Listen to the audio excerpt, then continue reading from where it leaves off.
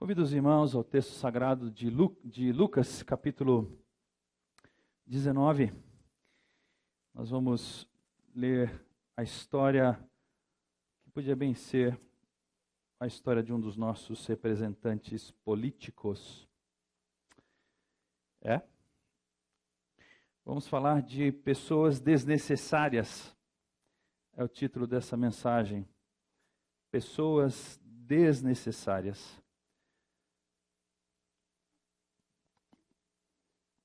Mateus capítulo 19, verso 1. Jesus entrou em Jericó e atravessava a cidade. Havia ali um homem chamado Zaqueu, chefe dos publicanos. Ele queria ver quem era Jesus, mas sendo de pequena estatura, não conseguia por causa da multidão. Assim correu adiante e subiu numa figueira brava para vê-lo, pois Jesus ia passar por ali. Quando Jesus chegou àquele lugar, olhou para cima e lhe disse: Zaqueu, desce depressa, quero ficar na sua casa hoje. Então ele desceu rapidamente e o recebeu com alegria. Todo o povo viu isto e começou a se queixar. Ele se hospedou na casa de um pecador. Mas Zaqueu levantou-se e disse ao Senhor: Olha, Senhor, estou dando metade dos meus bens aos pobres. E se de alguém extorquir alguma coisa, devolverei 4 vezes mais. Jesus lhe disse: Hoje houve salvação nesta casa, porque este homem também é filho de Abraão, pois o Filho do Homem veio buscar e salvar o que estava perdido. Amém. Oremos por mais um instante. Senhor, pedimos a Tua direção e abertura de mente, de conversão, expansão de mente que o Teu Espírito pode nos oferecer. Nos encomendamos aos Teus cuidados agora, para a Tua glória. Nós queremos ser tocados por Ti, pela Tua palavra, em nome de Cristo. Amém. O que dizer do momento que o nosso país vive? Está acontecendo alguma coisa no nosso país? Está tudo bem? Né? Pois é. Está estranho, né, meus irmãos? Está estreito, por assim dizer. O que a gente pode dizer disso? Qual é o apreço que o cidadão brasileiro tem pela classe política governante? Me ocorre uma pergunta: qual é a figura pública que nós podemos dizer assim, puxa, esse homem é de confiança, eu acredito nesse homem? Não vamos ser suprapartidários, apartidários, tudo bem? Qual é a figura pública que nós diríamos assim, puxa vida, está ali um homem que me dá vontade de conhecer, de seguir, e que eu vou dar meu voto para ele, vou dar meu voto de confiança para ele. Eu acredito nele. Irmãos, nós não temos. Talvez no passado tivemos alguns, mas hoje nós não temos. Tanta corrupção gera um enorme desprezo, uma revolta muito grande, ao mesmo tempo que nos deixa desesperado, porque a gente sabe que nós dependemos dele, verdade ou não? Se você acha que nós não dependemos da classe política, dependemos. Aliás, eles dependem de nós e nós dependemos dele. É um ciclo, né, vicioso. Só vai de nós para lá e de lá não vem para cá. E fica então esse desespero para a gente administrar, porque a gente não sabe o que fazer. Em Ezequiel 34, eu quero ler para você poucas palavras do profeta Ezequiel. Parece que Israel está vivendo, qualquer coincidência, não é mera semelhança. Eu peço a você aí, rapidinho, abrir lá em Ezequiel 34, eu quero ler para você. Olha só, se você quiser ouvir, ouça bem atentamente. Veio a palavra do Senhor a mim, filho do homem, profetize contra os pastores de Israel, profetize e diga-lhes assim, diz o soberano Senhor: ai dos pastores de Israel, que só cuidam de si mesmos. Acaso os pastores não deveriam cuidar do rebanho? Vamos colocar em linguagem de hoje, contextualizar. Ai dos políticos que só cuidam de si mesmos. Acaso os políticos não deveriam cuidar da população? Vocês comem a coalhada, vestem-se de lã, abatem os melhores animais, mas não tomam conta do rebanho. Vocês não fortalecem a fraca, nem curam a doente, nem enfaixam a ferida, ou seja, vocês não mandam verbas para o SUS, os hospitais estão caindo, as pessoas estão morrendo. Vocês não trouxeram de volta as desviadas, nem procuraram as perdidas. Vocês têm dominado sobre elas com dureza e brutalidade. Por isso elas estão dispersas, porque não há pastor algum, e quando foram dispersas, elas se tornaram comida de todos os animais selvagens. As minhas ovelhas vagueiam por todos os montes e por todas as altas colinas, foram dispersas por toda a terra, e ninguém se preocupa com elas, nem as procurou. Por isso, pastores, ouçam a palavra do Senhor. Juro pela minha vida, palavra do soberano, o Senhor. Visto que o meu rebanho ficou sem pastor, foi saqueado e tornou-se comida de todos os animais selvagens, e uma vez que os meus pastores não se preocuparam com o meu rebanho, mas cuidaram de si mesmos, em vez de cuidarem do rebanho, ouçam a palavra do Senhor, ó pastores. Assim diz o soberano, o Senhor. Estou contra os pastores e os considerarei responsáveis pelo meu rebanho. E aí o texto segue falando aí um tanto de coisa bem... Quem eram os pastores do tempo de Ezequiel?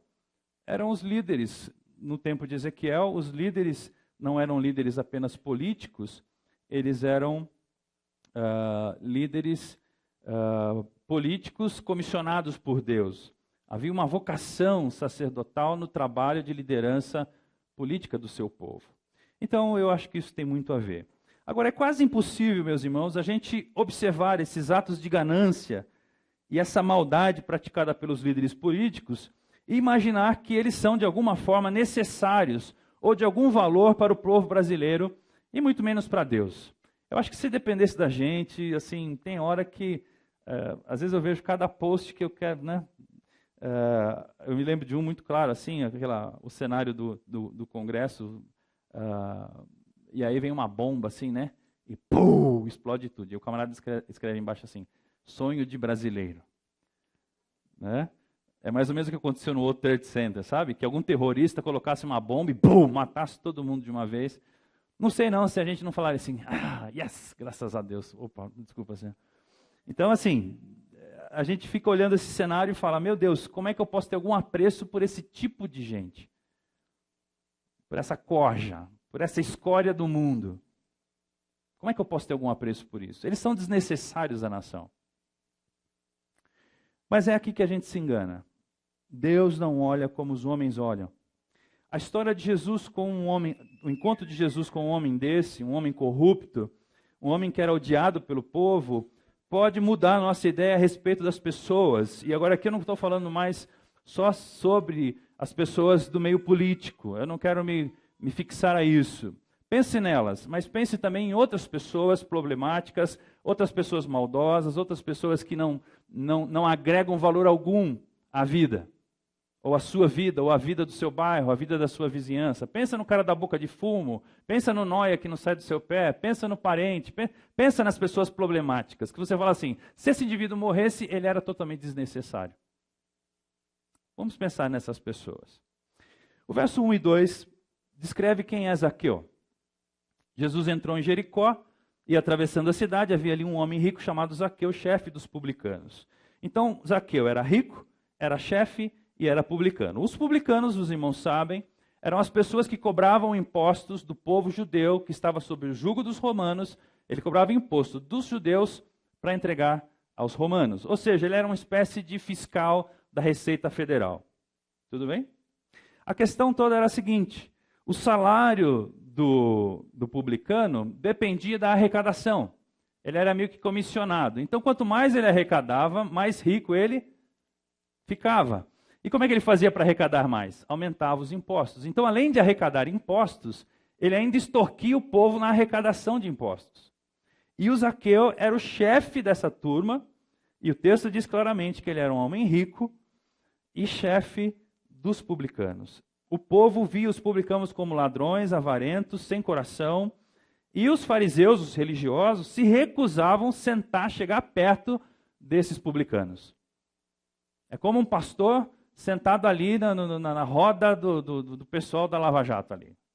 Imagina, um jantar, e eu vou lá no jantar, que alegria estarmos aqui nessa tarde, nessa noite. Deixa eu orar por vocês para que Deus abençoe a vida de vocês e as ofertas da Odebrecht. Isso é inconcebível. Sentar com esse povo não dá, pastor. O que tu foi fazer em Brasília, rapaz? Quer dizer que o senhor é amigo do homem? Não, peraí, tem alguma coisa errada. Nós não nos misturamos com gente dessa laia. Nós não se misturamos com eles. Então os religiosos ficavam furiosos com isso. Bom, o verso 3 e o verso 4 diz que ele, Zaqueu, queria ver Jesus mas sendo de pequena estatura, não conseguia por causa da grande multidão. Assim ele corre para uma figueira brava e ali fica observando, esperando Jesus passar por ali, porque ele sabia que Jesus passaria. Isso nos coloca, meus irmãos, na mesma condição de Zaqueu. Assim como ele, nós somos pessoas que ouviram falar de Jesus, pessoas que apreciam Jesus por causa da sabedoria dele. Nós, de alguma forma, sabemos, se alguém tem palavras que pode nos ajudar, esse é Jesus.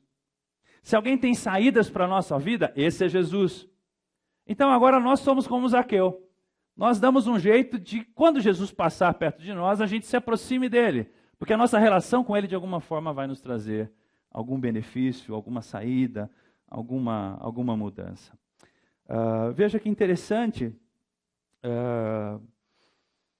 o apóstolo Pedro, Jesus diz assim, olha, se vocês estão achando que as minhas palavras são muito difíceis, vocês podem ir embora.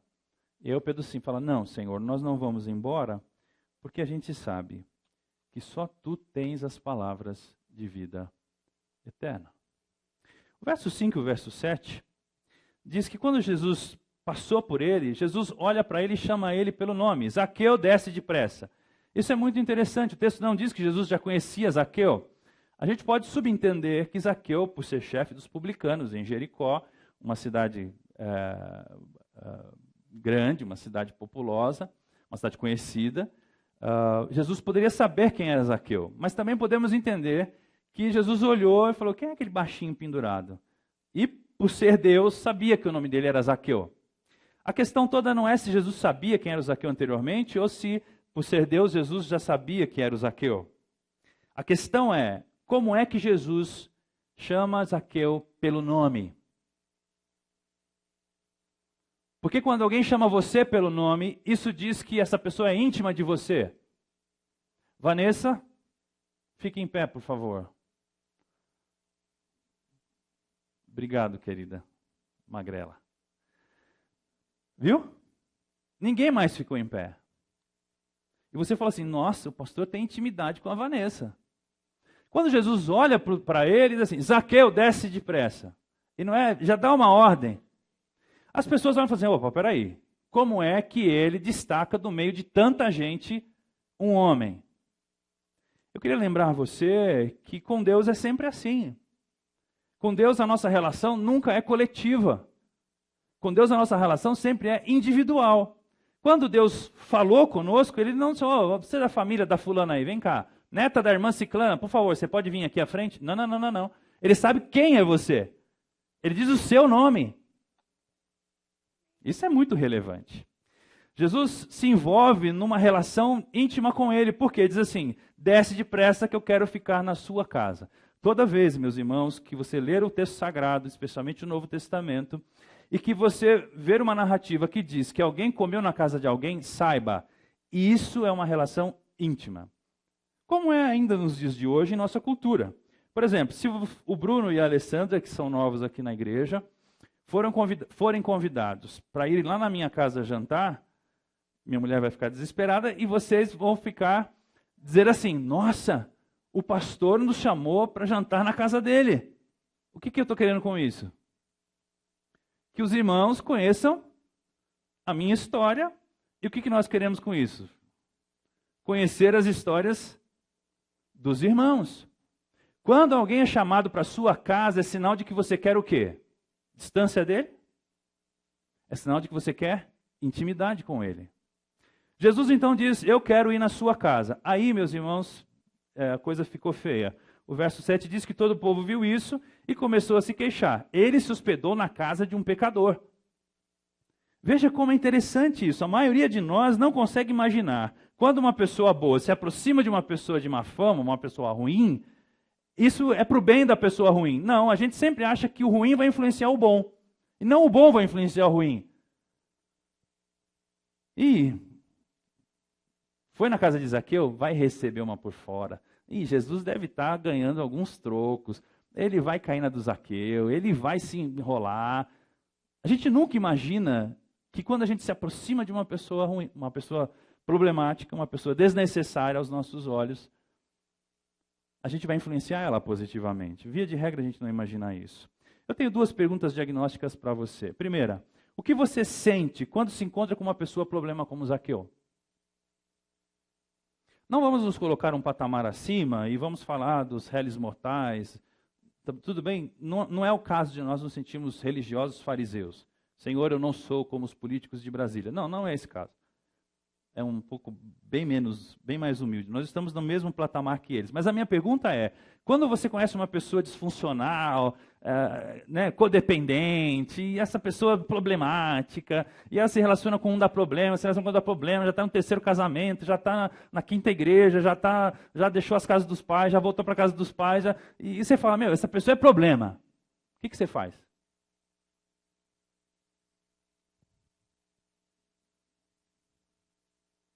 Ou você diz assim, posso jantar na sua casa hoje?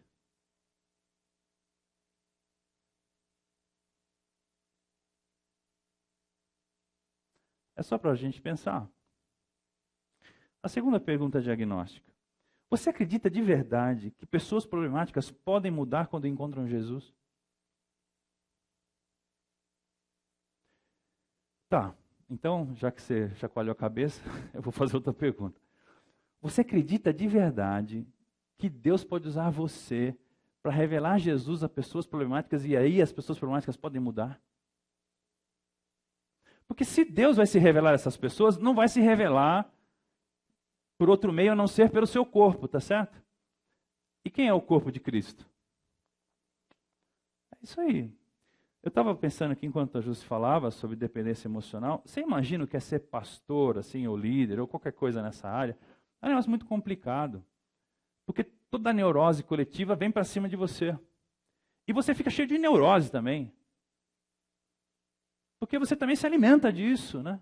Olha que nem eu aqui agora. Olha só a minha posição. Olha que cenário lindo para o meu ego. Uma comunidade me ouvindo. Isso me alimenta. Isso aqui, né? Estudei a semana inteira esperando chegar esse momento.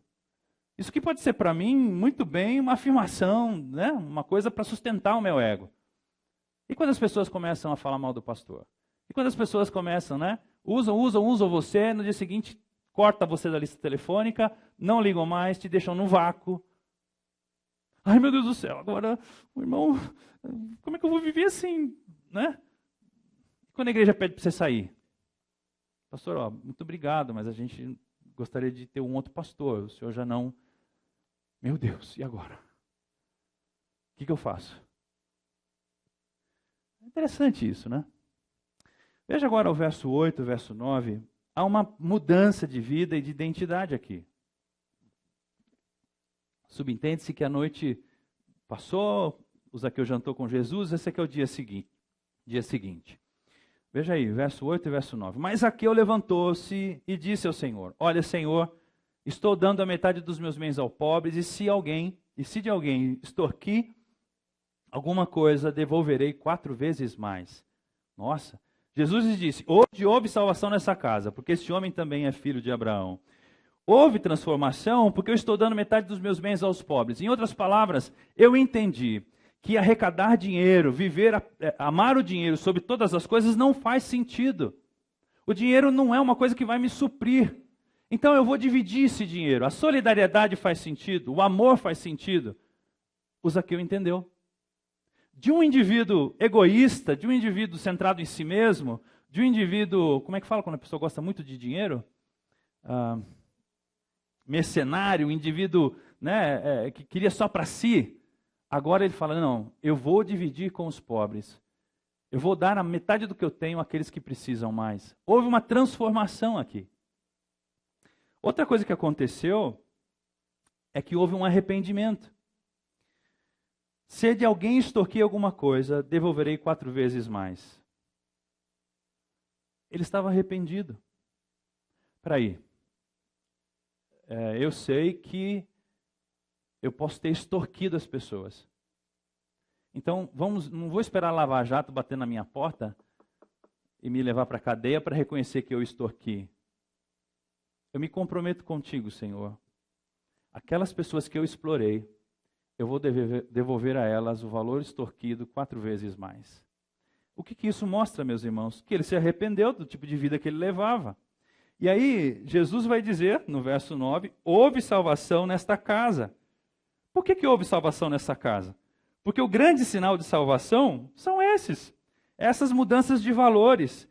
Um homem que era focado em bens, focado, né, nas coisas, né, nas riquezas desse mundo, não é mais.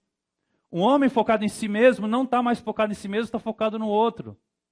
Um homem que só pensava em si, agora quer servir, mostrou arrependimento, quer corrigir os seus atos. Ou seja, quando a mudança de valores acontece, aconteceu a salvação. Houve salvação nessa casa, porque houve mudanças de valores. É muito comum as pessoas dizerem assim, não, agora eu sou crente, sou convertido. Fui na igreja, ouvi o evangelho, Jesus morreu por mim, me senti tão bem, e achei que Deus me amava tanto, e dei minha vida a Jesus, agora eu sou membro da igreja fulana de tal. Legal. E o que você continua fazendo as mesmas coisas de sempre? Você continua vivendo como você vivia? Você continua tratando as pessoas como você tratava? Você continua negociando do jeito que você sempre negociou? Você continua lidando com o dinheiro como você sempre lidou? Houve mudança? Não houve mudança. Na boca de Jesus, na análise de Jesus, e aí a gente fica com Jesus, né, meus irmãos? Houve salvação nessa casa, porque este homem também é filho de Abraão. Eu não sei, mas a gente deveria cantar como Zaqueu, né? Porque, afinal de contas, não é todo dia que a gente tem um hit gospel na parada top 10 da nação, tá certo? Eu estava lendo algumas coisas e é interessante que chega nas baladas assim, de funk e tudo mais, e pá e tal, e aí os caras param a balada e põem como Zaqueu. E todo mundo, como Zaqueu, quero... Vamos lá, meus irmãos. Subir o mais alto que eu puder. Vamos? Olhar para ti, com a dependência, e chamar sua atenção para mim. Eu preciso de ti, Senhor. Vamos, meus irmãos. Eu preciso de ti, ó Pai. Sou pequeno demais. Tem trauma de infância. Me dá a sua paz. Largo tudo para te seguir. E agora?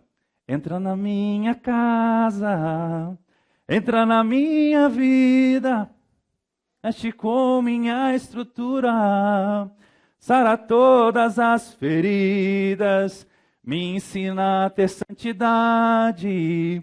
Quero amar somente a ti, porque o Senhor é meu bem maior. Faz um milagre em mim. Veja que interessante isso. Fica bem na boca do Zaqueu essa canção. Não fica? Mas espera aí. Imagina o Cunha cantando isso aqui.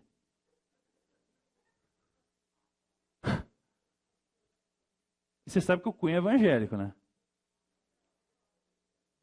Não, ele é evangélico. É seu irmão, meu amigo, inclusive. Não adianta você dizer que não.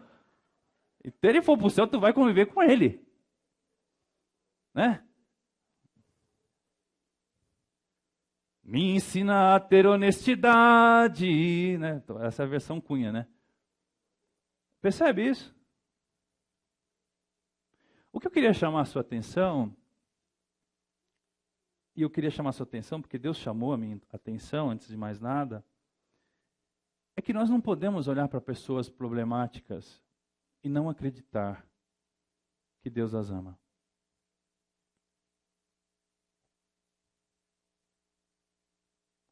Nós não podemos. A Igreja de Cristo não pode olhar para as pessoas e dizer assim, descarta.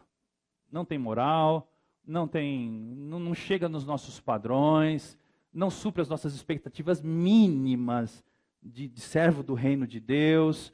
A igreja não pode olhar para as pessoas problemáticas e dizer assim, olha, se você quer Jesus, mude de vida, então venha para o nosso clube, para o nosso time, que as coisas então vão ser diferentes para você. Você já presenciou o poder do evangelho agindo na vida de uma pessoa problema? Já? Que expectativas isso lhe dá quando você encontra com pessoas assim? Eu não sei, meus irmãos, mas os irmãos já sabem que Edi engravidou, né? Não agora, por favor, irmãos. Calma. Essa onda de gravidez está espalhada por aqui, mas não pega mais eu sou oco. Eu sou que nem o Agostinho Carrara. Eu já operei quando era menino, certo, meu bem? Então é o seguinte, quando ela engravidou, quem que olhou para mim com os olhos de Jesus? Porque se dependesse da forma como fomos tratados, eu não estaria aqui. Aliás, eu não seria quem eu sou. Porque eu já achava, não, eu não presto mesmo. Não precisava ninguém me dizer que eu não prestava. E a única pessoa, a única voz que dizia que eu tinha salvação, era a voz de Deus no meu ouvido. Então, quando eu olho para as pessoas hoje, eu falo assim, mas se Deus me consertou, por que não vai consertar esse indivíduo? Se Deus me amou do jeito que eu era, por que não vai amar esse indivíduo? Essa menina. Eu não tenho uma história familiar complicada, mas ainda assim, meus irmãos pensam que eu tive que superar um tanto de coisa. Eu não sei vocês, qual foi o filme que passou na cabeça de vocês enquanto a Ju falava, sobre como é que esse pesadelo da codependência, da dependência acontece. De repente você falou, ela está me descrevendo. Meu pai foi rigoroso demais. E eu fiquei com medo da vida. E agora eu preciso me apegar a alguém para suprir a minha necessidade. Uma coisa que ela não disse, eu vou dizer, é o seguinte, cuidado. Cuidado. Porque às vezes essas coisas explodem bem na adolescência para a juventude, que é a hora que os filhos se emancipam, e aí eles vão encher o tanque deles com o afeto e o amor de alguém. E aí, dá no que dá. Bom, isso muda alguma coisa em relação a Brasília? Você vai assistir o Jornal Nacional ou o Fantástico hoje, tenho certeza. Aquela canseira toda, vai repetir o mesmo filme. Eu espero que ao assistir de novo tudo aquilo lá, todas as gravações, todas as informações, o seu coração mude em relação àquilo. Eu quero dar o último passo, verso 10. Pois o Filho do Homem veio buscar e salvar o que estava perdido. Quando Jesus olha para essa situação, Jesus fala assim, yes!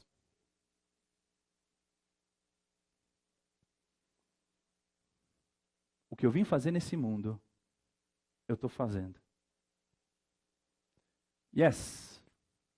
O que Deus pediu para mim fazer, é o que eu estou fazendo.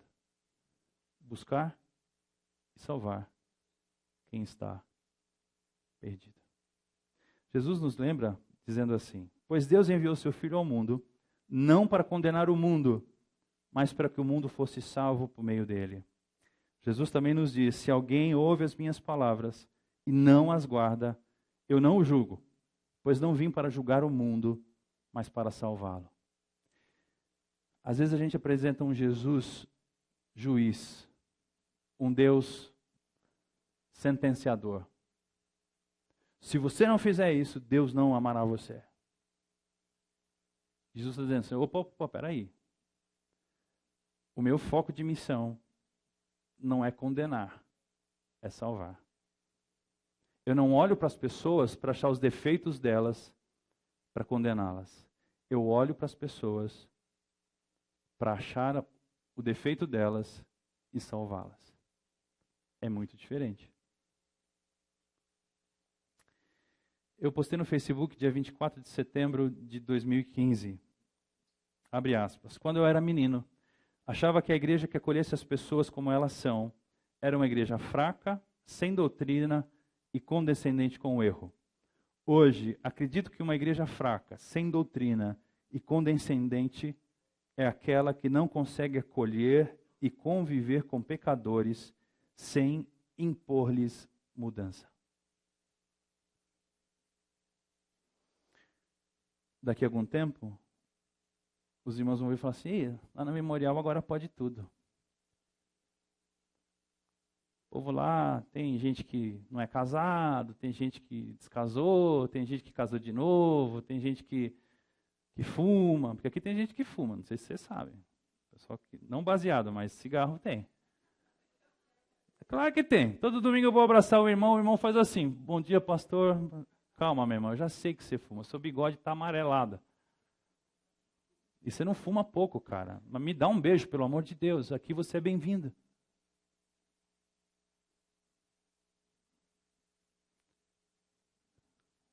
A pergunta é,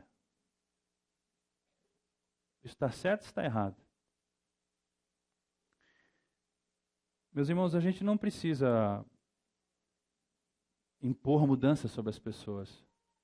A gente cantou uma canção assim, nós vamos cantar daqui a pouquinho. Deus me ama e o seu amor é incondicional. Deus me ama e Ele está sempre de braços abertos para mim. Aí a gente canta assim, mesmo sendo assim, pobre pecador, Deus me ama. Então, aí você canta essa canção, você lembra de Deus, né? Agora, quando você canta essa canção, você lembra da igreja? Você lembra da sua comunidade? Não, uma coisa é Deus me amar, outra coisa é a comunidade me aceitar. Mas peraí, se Deus me ama assim, por que a comunidade não me ama assim?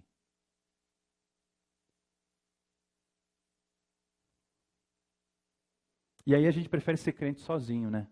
Porque o amor de Deus nunca falha. Quem falha somos nós em mostrar o amor de Deus. E sabe que tem hora que eu, como pastor, fico meio doido, né? Eu fico assim, Senhor, o que eu faço agora? O que eu digo agora? Que pergunta eu faço agora?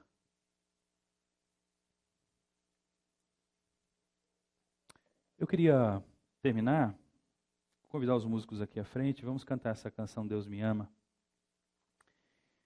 Porque o Zaqueu cantou. E se Jesus tivesse feito um culto na casa do Zaqueu, a música final do culto seria essa aí. Zaqueu, vamos cantar uma música boa aí agora, para nós celebrar esse momento aqui. Deus te ama, Zaqueu. Mesmo você sendo assim, um pobre pecador, corrupto, Deus ama você. Ninguém acha isso lá fora. A multidão olha feio para você. A sua identidade está manchada. Mas eu estou aqui para dizer o contrário. Eu estou aqui para dizer que Deus te ama. E se acharem ruim comigo, tudo bem. Eu não ligo mesmo. Deus me ama. Jesus tinha certeza do amor de Deus por ele e por aqueles que estavam perdidos. Se nós tivéssemos mais tempo, eu compartilharia com você um trecho sobre teologia do amor ágape. Não vai dar tempo, mas eu quero encerrar só lembrando você que o amor de Deus é um tanto quanto estranho às vezes. Porque isso é da natureza do amor. A história de Israel com Deus começa de maneira gratuita. Eles não fizeram nada para ser o povo de Deus. Deus os escolheu porque quis os escolher. Num dado instante da história, eles cometem erros, se afastam de Deus, se corrompem e esperam que Deus os castigue e os elimine. Mas não é isso que Deus faz. Se você ver a história do profeta Oséias, no capítulo 1, Deus diz assim: deu nome a essa criança que nasceu do meu povo como Lohuana, pois não mais mostrarei amor para com a nação de Israel, não ao ponto de perdoá-los. Eu não vou perdoar esse povo, acabou a minha relação com eles. No capítulo 2, o profeta diz assim: não tratarei com amor os seus filhos, porque são filhos de adultério. A mãe deles foi infiel, engravidou deles e está coberta de vergonha, porque ela disse: irei atrás dos meus amantes que não me dão comida, que me dão comida, água, linho, azeite e bebida. Por isso bloquearei o seu caminho com espinheiros e a cercarei de tal modo que ela não poderá encontrar o caminho de volta para casa. Deus fala assim: estou fora da nação, a nação de Israel é como uma mulher adúltera e ela está, eu estou me separando dela, acabou, está tudo acabado entre nós. Aí no capítulo 3, o profeta diz assim: o Senhor me disse, vá, trate novamente com amor sua mulher, apesar de ela ser amada por outro e ser adúltera. Ame-a como o Senhor ama os israelitas, apesar de eles se voltarem para os outros deuses e de amarem os bolos sagrados de uvas passas. É estranho isso, meus amores. O amor tem essas contrariedades. O amor tem essa coisa de você estar disposto a manter o relacionamento apesar das falhas do outro lado. O amor às vezes manifesta ódio, manifesta indiferença, mas é porque ele está amando tanto e ele não quer perder aquele ser amado. E você não sabe se você mata ou se você abraça. Eu tenho vontade de acabar com você.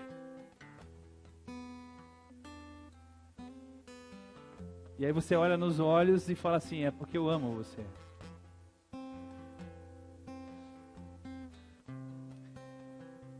Eu acho mesmo, meus irmãos, que nenhuma pessoa é descartável. Em Jesus a gente vê a face de Deus. E Deus veio buscar e salvar o que estava perdido em Jesus. Não por causa da justiça própria, mas por causa da justiça de Deus para conosco. O Zaqueu deve ter ficado maravilhado com o fato de Jesus tê-lo chamado pelo nome, né? Você já entrou na igreja alguma vez? Pensando assim, eu vou na igreja, mas eu tenho certeza que eu vou entrar e vou sair e nada vai acontecer. Aí de repente, você é o mais pecador, né? Dos homens, das mulheres. Aí Deus chama assim, ei, fulana, é você mesmo que eu estou falando com você.